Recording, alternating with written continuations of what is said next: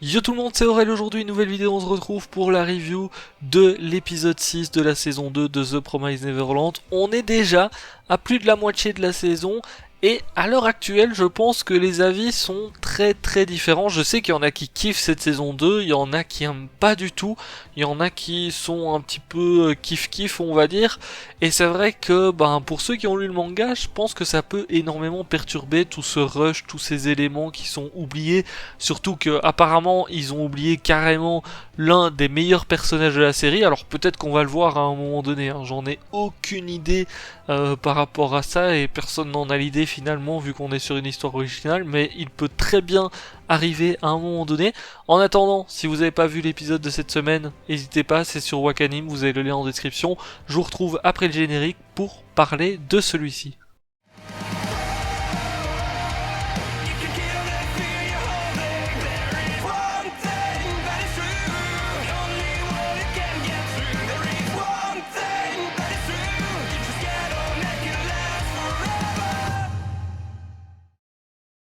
On a eu un épisode très intéressant cette semaine avec pas mal d'informations. Alors déjà on a appris un petit peu ce qui s'était passé par rapport à Norman, même si personnellement je trouve qu'on aurait dû vraiment en apprendre un petit peu plus. Après j'ai l'impression qu'il y a une part de mystère quand même à ce qui s'est passé avec lui et qu'on n'a pas toutes les infos, donc c'est peut-être pour ça qu'ils n'ont pas été plus loin, mais on a appris que en fait au lieu d'être bouffé directement, il a été envoyé dans un labo d'expérimentation où en gros ils prennent les humains qui ont une qualité supérieure et ils leur font subir des petites expériences. Alors il y a un truc qui m'a perturbé directement, c'est quand je vois le groupe de Norman et Norman en fait, parce que j'ai l'impression que dans le groupe de Norman, donc dans ses alliés, alors je crois pas qu'ils aient un nom de groupe etc, mais dans ses alliés en gros j'ai l'impression qu'il y a des gens qui sont beaucoup plus vieux, alors que logiquement, ce qu'on a appris jusqu'ici dans The Promised Neverland, c'est que il faut quand même que les cerveaux à bouffer, ça soit des cerveaux d'enfants, pas de personnes trop vieilles. Et quand je vois les deux potes, alors pas forcément la meuf c'est Barbara, je crois. Elle, à la limite, ça peut encore passer. Mais quand je vois les deux mecs qui sont dans le groupe de Norman, j'ai l'impression que ils sont beaucoup plus vieux en fait, et ça me perturbe énormément. Surtout que apparemment ils viennent aussi du labo d'expérimentation, je crois que c'est Lambda, un truc comme ça le nom du labo. Et c'est vrai que ça m'a perturbé déjà premièrement. Bon ensuite comme je vous ai dit, pour moi on n'a pas assez d'informations, j'aurais bien kiffé savoir un petit peu plus ce qu'il faisait là-bas et comment Norman a réussi à s'échapper globalement, parce que c'est vrai que là on nous a pas trop parlé de ça, et alors je sais pas si c'est plus expliqué dans le manga ou bien si on y reviendra plus tard, peut-être qu'on va y revenir un petit peu plus tard parce que Norman je le trouve chelou un petit peu, mais c'est vrai que à l'heure actuelle, ils nous ont un petit peu amené ça comme une fleur, en mode ok Norman il est pas mort, il est là, il a réussi à s'échapper et tout, tout seul avec un groupe, et puis point barre. J'ai l'impression qu'ils nous ont juste dit ça, et c'est vrai que je trouve qu'il y a un petit manque d'informations par rapport à ça.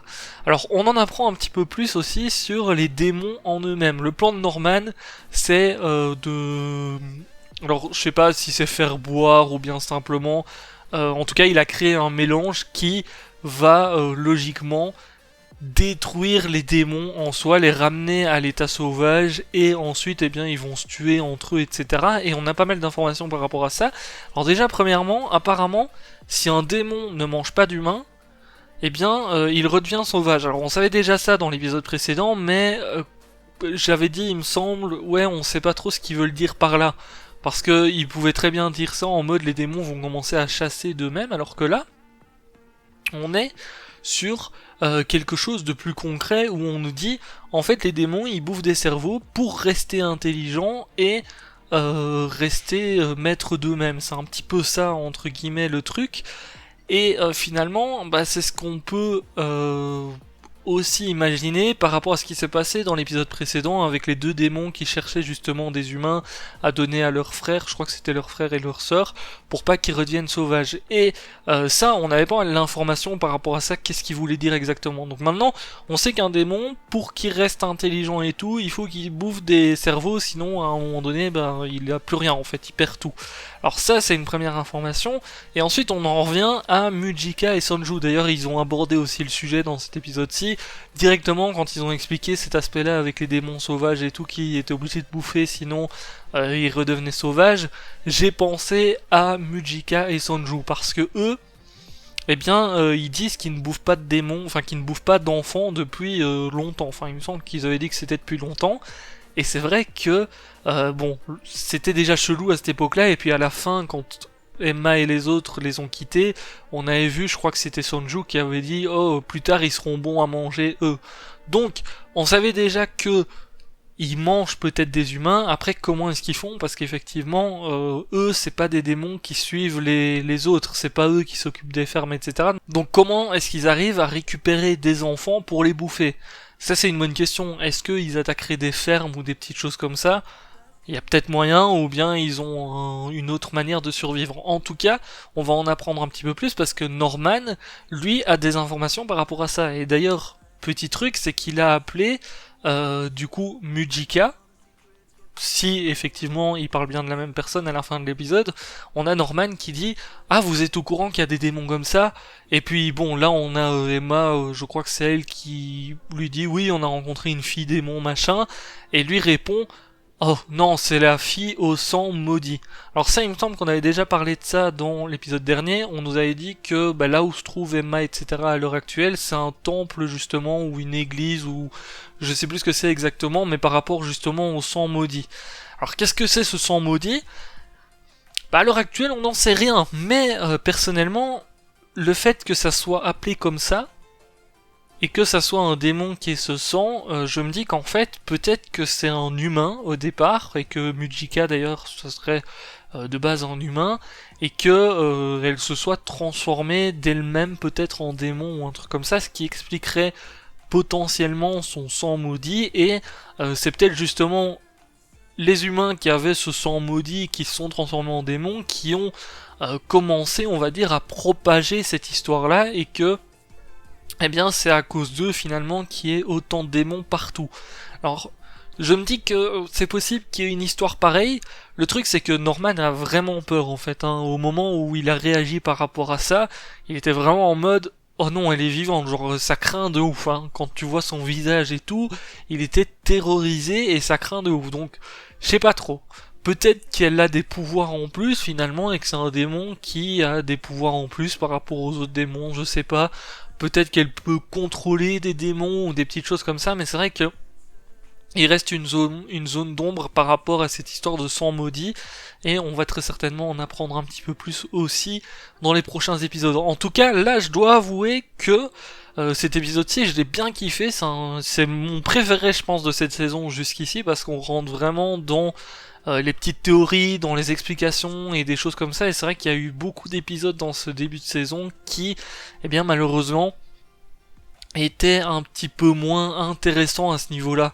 C'est-à-dire qu'on en apprenait un petit peu plus, mais t'avais pas les parts d'ombre, etc. Enfin, tu pouvais te poser des questions, bien évidemment, mais on te disait des trucs un petit peu concrets et t'étais un petit peu obligé de les croire, parce que sinon tu remettais tout en question. Alors que là, tu peux lier justement ce que t'as appris au début de la saison avec ce qu'on apprend dans cet épisode-ci, et bon, quel est le but exactement de Mujika Sonju, qui est exactement Mujika aussi, parce que pour le coup, si effectivement elle est appelée la fille au sang maudit, c'est pas pour rien, et ça veut dire qu'il y a quelque chose justement par rapport à elle, donc j'espère qu'on va découvrir ça un petit peu après.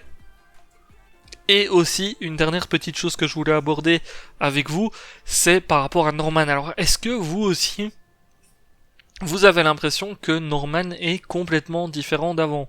Alors c'est normal, parce qu'il a vécu dans le labo d'expérimentation très certainement des choses, mais j'ai l'impression qu'en fait, quand t'entends ses compères parler de lui et comment il est avec Emma et Ray, eh ben c'est vrai que c'est complètement différent en fait.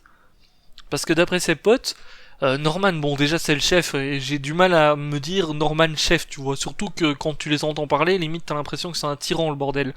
Et finalement, quand il est avec Emma, Ray et tout, il les écoute, il leur parle simplement, etc. Donc j'ai l'impression que Norman, il y a aussi un truc qui nous cache. Il y a un truc en plus qui nous cache par rapport à lui, et ça, je suis impatient de voir un petit peu ce qui va se passer. En tout cas, c'était vraiment un épisode très très intéressant. N'hésitez pas à me dire un petit peu ce que vous en avez pensé en commentaire comme d'habitude. Je vous laisse là pour cette petite review. On se retrouve la semaine prochaine pour la review du prochain épisode de The Promised Neverland. Je rappelle que le dimanche, je fais aussi des reviews sur Shingeki no Kyojin, donc n'hésitez pas à checker ça. N'hésitez pas à vous abonner si vous kiffez ce genre de vidéo. Sur ce, je vous laisse là. Ciao, ciao!